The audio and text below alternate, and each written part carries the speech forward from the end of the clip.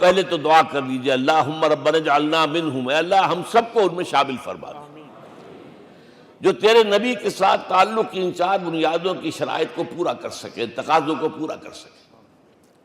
اب ذرا ان میں سے ایک ایک کو لیجئے۔ ایمان جانی پہچانی چیز ہے، ایمان جسے کہتے ہیں، اس کی تشریح میں جانے کی ضرورت نہیں، وقت بھی محدود ہے، لیکن ایک بات سمجھنے کی ہے بہت ضروری۔ ایمان کے دو لیول ہیں، ایک قانونی ایمان ہے جس کی بنا پر ہم ایک دوسرے کو مسلمان سمجھتے ہیں، اس کا تعلق اقرار باللسان کے ساتھ ہے، زبان سے کہنا اشہد ان لا الہ الا اللہ وحدہ لا شریک لہ واشہد ان سیدنا و مولانا محمدا عبدہ ورسولہ۔ کوئی ہندو تھا، سکھ تھا، پارسی تھا، عیسائی تھا، یہ کلمہ کہے اور اسلام میں آ گیا۔ لیکن یہ زبانی کلامی ایمان جو ہے یہ انسان کی سیرت و کردار پر اثر انداز نہیں ہو سکتا۔ یہی وجہ ہے آج ہم دیکھ رہے ہیں مسلمان ہی جھوٹ بھی بول رہا ہے، مسلمان ہی بے ایمانی بھی کر رہا ہے، مسلمان ہی خیانت بھی کر رہا ہے، مسلمانوں کے لیڈر بلینز کی خیانت کر رہے ہیں۔ یہ کون ہے؟ سب مسلمان ہیں۔ وہ اس کی وجہ کیا ہے کہ ہم صرف قانونی مسلمان ہیں اور ہمارا ایمان قانونی ایمان ہے۔ اس کے لیے اسلام کا لفظ قرآن میں آیا ہے سورہ حجرات میں، قالت الاعراب آمنا قل لم تؤمنوا ولکن قولوا اسلمنا۔ اے نبی یہ بدو کہہ رہے ہیں ہم ایمان لے آئے، ان سے فرما دیجئے تم ہرگز ایمان نہیں لائے ہو، یوں کہو کہ ہم مسلمان ہو گئے ہیں۔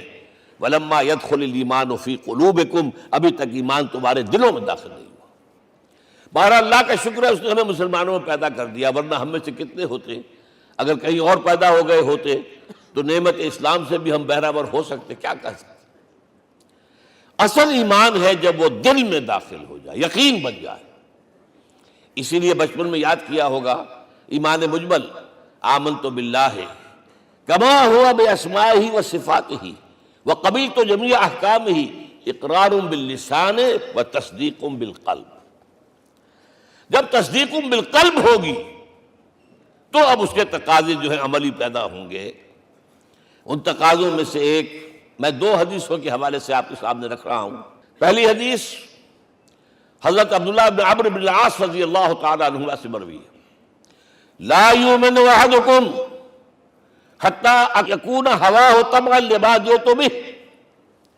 دیکھو تم میں سے کوئی شخص مومن نہیں ہو سکتا جب تک کہ اس کی خواہش نفس تابع نہ ہو جائے اس شریعت کے، اس قانون کے، اس ہدایت کے جو میں لے کر آیا ہوں۔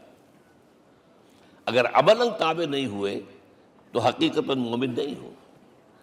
دل میں جھانکو، Do I really believe that Muhammad is the Prophet of Allah? Do I really believe that Quran is the word of God?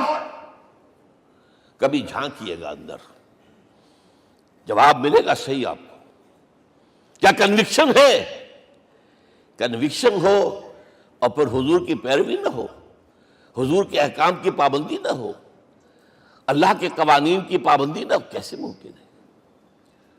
حضور تو فرماتے ہیں صلی اللہ علیہ وسلم ایک ایسی بد اخلاقی اور کج خلقی پر صرف اسے کوئی گناہ کبیرہ بھی نہیں کہیں گے۔ فرمایا ایک مرتبہ واللہ لا یؤمن واللہ لا یؤمن واللہ لا یؤمن، خدا کی قسم فلاں شخص مومن نہیں ہے، خدا کی قسم فلاں شخص مومن نہیں ہے، خدا کی قسم فلاں شخص مومن نہیں۔ صحابہ کانپ گئے، کون بدبخت ہے جس کے بارے میں فرمایا جا رہا؟ پوچھا گیا من یا رسول اللہ؟ جواب سنیے اور اپنے غریب حالوں میں جھانکیے۔ وہ شخص الذی لا یامن جارہ بوائقہ، وہ شخص جس کی شرارتوں کی وجہ سے اس کا پڑوسی چین میں نہیں ہے، امن میں نہیں ہے، وہ مومن نہیں ہے، خدا کی قسم نہیں ہے، خدا کی قسم نہیں ہے۔ کیسے علیحدہ کر لیں گے اس ایمان کو اعمال سے اور ایمان کو اخلاق سے؟ آگے چلیے، وہ جو حدیث حضرت ابو ہریرہ سے، اور یہ متفق علیہ ہے، صرف بخاری کی نہیں ہے، بخاری جمع مسلم۔ لا یؤمن احدکم حتی اکون احب الیہ من والدہ وولدہ والناس اجمعین۔ تم میں سے کوئی شخص مومن نہیں ہو سکتا جب تک کہ میں اسے محبوب تر نہ ہو جاؤں، اپنے باپ سے بھی، اپنے بیٹے سے بھی، اور تمام انسانوں سے۔ جھانک لیجئے دل میں، صورتحال یہ ہے یا نہیں ہے؟ کیوں محبوب ہو جائیں؟ اس لیے کہ آپ کے ذریعے ہدایت ملی ہے، آپ کے ذریعے ہم اللہ سے جڑے ہیں، اور آپ کو معلوم ہے دنیا میں کوئی شے ہدایت نہیں، نعمت نہیں ہے جب تک کہ نعمت ہدایت نہ ہو۔ اگر صحت اچھی ہے، ہدایت نہیں ہے، تو بدماشیاں کریں گے، کیا کریں گے؟ آپ کو معلوم ہے صحت اچھی جو ہے کدھر جا کے کھپے گی اگر ہدایت نہیں ہے۔ اگر دولت ہے، ہدایت نہیں، کیا کریں؟ گلچھرے اڑائیں گے، عیاشیاں کریں گے، لوگوں پر اپنی دولت کا روب گانٹیں گے۔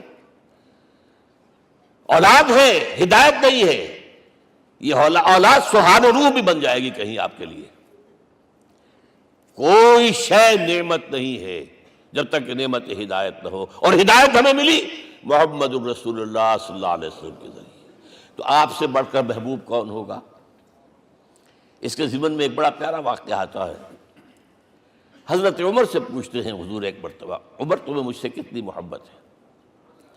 تو اندازہ کیجئے کہ کس قدر اپنائیت کسی سے ہوتی ہے تب یہ سوال ہوتا ہے، عمر تمہیں مجھ سے کتنی محبت ہے؟ عرض کیا حضور مجھے آپ دنیا کے ہر انسان سے زیادہ محبوب ہیں۔ فرمایا اور اپنی جان سے؟ ذرا سا توقف کیا، دل میں جھانکا، ہاں حضور اب میں یہ بھی کہتا ہوں کہ میری جان سے بھی زیادہ عزیز ہے مجھے۔ آپ نے فرمایا الان عمر اب پہنچے ہو جو مقام ہے، اب درکار ہے، جو مطلوب ہے۔ تو محبت اس درجے کی، اطاعت اس درجے کی اگر نہیں ہے تو ایمان نہیں ہے۔ ہاں قانونی ایمان ہے، اب مسلمان ہے، اللہ کا شکر ہے، بہت بڑا فضل ہے۔